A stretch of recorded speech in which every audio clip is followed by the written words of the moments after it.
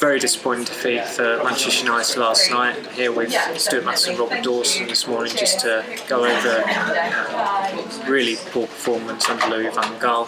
Stuart, do you think the players have down tools?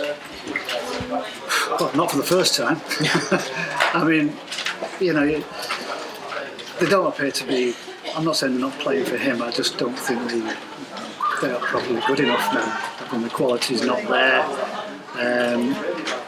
You know, we've had a lot of these pitiful performances now. It's not like it's a one-off that you can dismiss and say, okay, well, you know, forget about that and let's move on.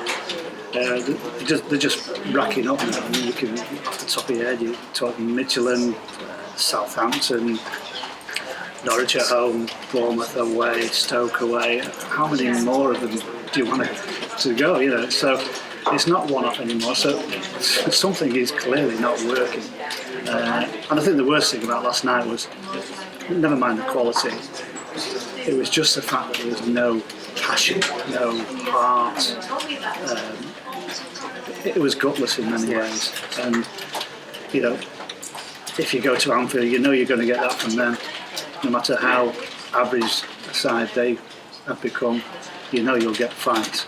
And United just were never anywhere near matching it. And if you can't match it, then you're going to suffer. And United are now in big trouble. It's particularly inexcusable that a club like Liverpool to play like that as well, isn't it? Yeah, I mean, definitely. I mean, Stu's right that the games that United players need to turn up in are Liverpool home and away, City home and away. That's a minimum requirement of a Manchester United player to you know, forget the tactics for a second, you know, forget the form that they're in. You expect them to show a bit of passion in those games. That's the bare minimum of a Manchester United player, and there just wasn't enough of that. I didn't feel last night. You know, I'm not saying that Van Gaal is exempt from the criticism. He, you know, rightly gets a lot of stick. It seems like small detail, but it's something like giving the captaincy to Juan Mata, who's a pretty lightweight player. Does that just set the wrong tone for you? Yeah, I mean, you know, what mattered to me is when he signed, I thought, well, that's the kind of player Manchester United need, a creative player. Brilliant when he was at Chelsea, twice player of the year. You thought, you know, this is great.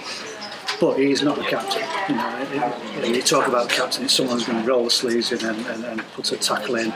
I'm not blaming him because he probably might not think he's captain material himself, you know, because he's not that type of a player. He doesn't shout and ball at people. You don't ever see him, you know, fist clenched and urging them on like that, Roy Keane and that kind of player. Because at the moment they haven't got anybody like that. And so yeah, Juan Mata being given the armband, it doesn't say a lot and doesn't sort of give you a lot of encouragement. But who else would you have given it to? The thing that's gained a lot of attention after the game is chanting from United fans about Hillsborough tragedy.